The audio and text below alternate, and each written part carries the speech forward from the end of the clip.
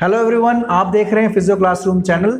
और हेमिप्लीजिया rehabilitation series के पिछले वीडियो में हमने बात की थी कि किस तरह से हम 6 सिंपल स्टेप्स को फॉलो करके एक स्ट्रोक के पेशेंट को आसानी से सिट टू स्टैंड एक्सरसाइज करा सकते हैं। और आज के वीडियो में मैं आप सभी के साथ शेयर करने जा रहा हूं 3 बेस्ट और वेरी सिंपल एक्सरसाइजेस जिनको अगर हम स्ट्रोक के पेशेंट को स्टैंडिंग पोजीशन में कराएंगे तो हम पेशेंट को जल्दी से जल्दी बिना सहारे के खड़ा होना सिखा सकते हैं।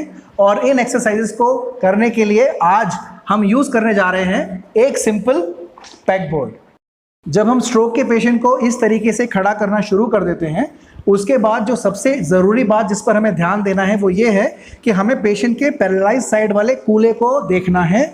अक्सर ये देखा जाता है कि पैरालिसिस या हेमिप्लीजिया के पेशेंट्स अपने पैरालिसिस साइड वाले कूल्हे को या पेल्विक बोन को आगे नहीं रख पाते हैं।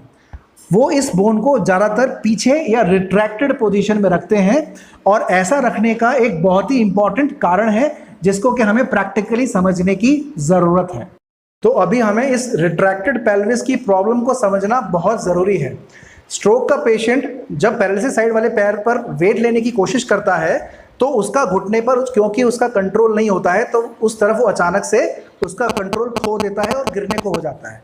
इसी से बचने के लिए भी पेशेंट अपने पेल्विस को पीछे की तरफ रखता है, क्योंकि जब वो पेल्विस को पीछे रखता है तो उसको घुटने को पीछे या हाइपर एक्सटेंडेड पोजीशन में रखने में आसानी होती है। वो अपने घुटने को लॉक करना शुरू कर देता है और उसको ये महसूस होता है कि अगर उस पर वो वेट लेगा तो भी वो गिरेगा नहीं। लेकिन ये आगे चलकर पेशेंट के लिए एक बहुत बड़ी प्रॉब्लम बन जाती है, क्योंकि ऐसा करने से पेशेंट घुटने को मोड़ ही नहीं पाता या मोड़ना सीख ही नहीं पाता। अब आप समझिए कि एक पेशेंट जिसका कूल्हा पीछे की तरफ है, नी हाइपर एक्सटेंडेड है और घुटना मुड़ नहीं सकता, तो वो चलेगा कैसे? क्योंकि अगर हमें चलना है तो हमें कूल्हे को आगे लाने की ज़रूरत है और घुटने को मोड़ने की भी ज़रूरत है। ये दोनों ही चीज़ें अगर पेशेंट में नहीं होंगी तो फिर पेशेंट को मजबूरन साइड से चलना पड़ेगा। तो अभी पहली एक्सरसाइज शुरू करने से पहले मैं एक टॉवल यूज़ करने जा रहा हूँ और इस टॉवल का मैं इस तरीके से एक रोल बनाऊँगा और इसको मैं पेशेंट के घुटने के पीछे, जो पैरालाइज साइड वाला पैर है उसके घुटने के पीछे इस तरीके से रख दूंगा। और इसको रखने के 2 इंपॉर्टेंट फ़ायदे हैं। सबसे पहला, इस टॉवल से पेशेंट को एक लगातार फीडबैक मिलने वाला है, क्योंकि मैं पेशेंट को ये इंस्ट्रक्शन दूंगा कि आपको हर हाल में इस टॉवल को नीचे नहीं गिरने देना है, क्योंकि ये तभी पॉसिबल होगा जब पेशेंट अपने घुटने से टॉवल को प्रेस कर पाएगा।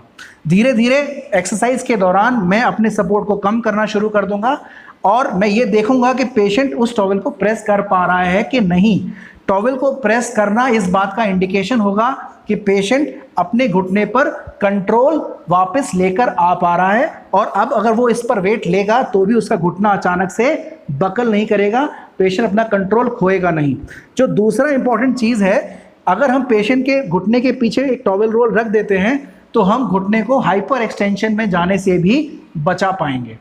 तो अब जो हम 3 एक्सरसाइजेस देखने जा रहे हैं, उन तीनों एक्सरसाइजेस में हमारा जो मेन एम है वो यही है कि पेशेंट ज़्यादा से ज़्यादा वेट अपने पैरालिसिस साइड वाले हाथ और पैर पर ले, पेशेंट अपने कूल्हे को आगे रखना सीख पाए और साथ ही साथ पेशेंट अपने घुटने को भी कंट्रोल करना सीख ले, क्योंकि ऐसा करने से पेशेंट बिल्कुल अच्छी तरीके से बिना सहारे के खड़ा होना सीख जाएगा। तो आइए अब इन तीनों एक्सरसाइजेस को जल्दी से देख लेते हैं। तो पहली एक्सरसाइज में हम पेशेंट को वेट शिफ्टिंग सिखाने जा रहे हैं और अब हमारा पेशेंट पहली बार ये सीखेगा कि किस तरह से वो अपने बॉडी वेट को नॉर्मल साइड से पैरालिसिस साइड में शिफ्ट कर सकता है और पैरालिसिस साइड से नॉर्मल साइड में शिफ्ट कर सकता है। तो अभी आदित्य, आपको इस टॉवल को गिरने नहीं देना है और साथ ही साथ आपको इस साइड में जो पैक दिए जाएंगे उसको आपको पैक बोर्ड में लगाना है। पेशेंट अपने नॉर्मल हाथ का यूज़ करके इस एक्सरसाइज को करेगा और पेशेंट का पैरालाइज हैंड हर समय एक नीचे की तरफ फोर्स लगाता रहेगा। अगर किसी भी वजह से पेशेंट खुद से ये फोर्स नहीं लगा पाएगा तो फिर किसी एक और जने को पेशेंट को इसमें हेल्प करानी होगी। तो आदित्य, अब आप ये पैक लेंगे और आपको इनको बोर्ड में लगाना है। तो इसमें मैं पेशेंट को सिर्फ हल्का हल्का गाइड करता रहूँगा कि वो किस तरह से अपने वेट को नॉर्मल साइड से पैरालिसिस साइड पर और पैरालिसिस साइड से नॉर्मल साइड पर शिफ्ट कर सकता है। धीरे धीरे मैं इस एक्सरसाइज के दौरान अपने कंट्रोल को कम कर सकता हूं, अपने सपोर्ट को कम कर सकता हूं और ये देख सकता हूं कि पेशेंट अपने घुटने को पीछे रोक पा रहा है कि नहीं। सेकंड एक्सरसाइज जिससे हम पेशेंट के स्टैंडिंग बैलेंस को अच्छा कर सकते हैं, उसमें हम पेशेंट को ये इंस्ट्रक्शन देने जा रहे हैं कि वो एक ऊंची हाइट से पैक को लेगा और एक नीची हाइट पर उस पैक को वापस डालेगा, और ऐसा करते वक्त पेशेंट को मजबूरन अपने घुटने को बेंड भी करना पड़ेगा और सीधा भी करना पड़ेगा। इस एक्सरसाइज को हमने नाम दिया है मिनी स्क्वाट एक्सरसाइज। तो अभी आदित्य आपको पीछे सिद्धार्थ पैक देगा, उसको आपको एक एक करके लेना है और यहाँ बोर्ड में डालते जाना है। और इस दौरान भी मैं हर समय पेशेंट के कूल्हे को आगे ही रखूंगा, इसको पीछे नहीं जाने दूंगा। तो सिद्धार्थ स्टार्ट करेंगे।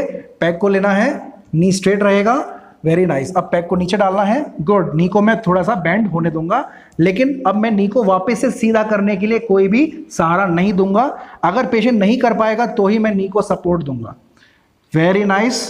अब अगले पैक को लो और अब फिर से इसको नीचे डालो। तो पेशेंट अब धीरे धीरे ये सीख रहा है कि किस तरह से वो पैरालिसिस साइड पर ज्यादा वेट लेकर अपने बॉडी को स्टैंडिंग पोजीशन में कंट्रोल कर सकता है। जैसे जैसे पेशेंट का नी कंट्रोल इंप्रूव होता चला जाएगा, हम पेशेंट को मोटिवेट कर सकते हैं कि वो और ज्यादा नी बेंड कर कर ऐसी एक्सरसाइजेस करे। तो जैसा कि आप देख सकते हैं, अभी मैंने पैक बोर्ड को और नीचे रख दिया है। तो आदित्य अब आप इस पैक को लो और इसको इस बोर्ड में लगाओ। Very nice, very nice, very nice. तो जैसे जैसे पेशेंट इंप्रूव करता जाएगा, हम पेशेंट की एक्सरसाइज को और टफ करते चले जाएंगे और पेशेंट का कॉन्फिडेंस भी बढ़ता चला जाएगा कि वो बिना सहारे के भी अपने नी को कंट्रोल कर सकता है। तो अब हमारा पेशेंट स्टैंडिंग पोजीशन में वेट शिफ्टिंग करना सीख चुका है, हमारा पेशेंट स्टैंडिंग पोजीशन में नी को कंट्रोल करना भी सीख चुका है। अब जो हमारी थर्ड और लास्ट एक्सरसाइज है जो हमें इस वीडियो में डिस्कस करनी है, उस एक्सरसाइज से हम पेशेंट को ये सिखाने जा रहे हैं कि किस तरह से वो अपने रिट्रैक्टेड पेल्विस को या कूल्हे को जो हमेशा पीछे की तरफ रहता है उसको आगे लाना सीख सकता है। तो इस एक्सरसाइज के लिए मैंने पैक बोर्ड को पेशेंट के पीछे रख दिया है और अब मैं पेशेंट को ये बोलने जा रहा हूं कि वो अपने नॉर्मल हैंड से पैक ले और इसको पीछे बोर्ड में डाले। ऐसा करने से अपने आप ही पेशेंट का पेल्विस आगे आना शुरू हो जाएगा। तो आइए थर्ड एक्सरसाइज को देखते हैं। आदित्य, आपको ये पैक लेना है और पीछे जो बोर्ड रखा हुआ है उसमें आपको इनको लगाना है। लगाइए, वेरी गुड। तो जब पेशेंट इस तरह से एक्टिविटी करेगा तो अपने आप ही उसका पेल्विस आगे आना शुरू हो जाएगा। Very nice. अब फिर से लगाओ, बहुत बढ़िया। तो हम पेशेंट को उसी रेंज में ये एक्सरसाइज कराएंगे जिससे कि पेशेंट का पेल्विस पीछे जा ही ना पाए और पेशेंट ये सीखने लग जाए कि वो अपने पेल्विस को या कूल्हे को बीच में भी रोककर खड़ा हो सकता है। पेशेंट को बहुत सारे एक्सरसाइजेस हम करा सकते हैं जिससे पेशेंट का स्टैंडिंग बैलेंस अच्छा हो सके, लेकिन इस वीडियो में मैं ऐसी 3 इंपॉर्टेंट एक्सरसाइजेस आप सबके साथ शेयर करना चाहता था जिससे कि पेशेंट जल्दी से जल्दी बिना सहारे के खड़ा होना शुरू कर सकता है। मैं उम्मीद करता हूं कि ये वीडियो आप सभी को पसंद आएगा और इस वीडियो में दी हुई जानकारियां पेशेंट के लिए, उनके घर वालों के लिए, फिजियोथेरेपी स्टूडेंट्स और यंग प्रैक्टिशनर्स के लिए भी काफ़ी हेल्पफुल साबित होंगी। आपसे जल्द मुलाकात होगी हमारे अगले वीडियो में, और अगले वीडियो में हम बात करने जा रहे हैं कि किस तरह से हम अलग अलग लेवल की एक्सरसाइजेस कराकर पेशेंट को चलना सिखा सकते हैं। Till then, keep learning, keep sharing and stay connected.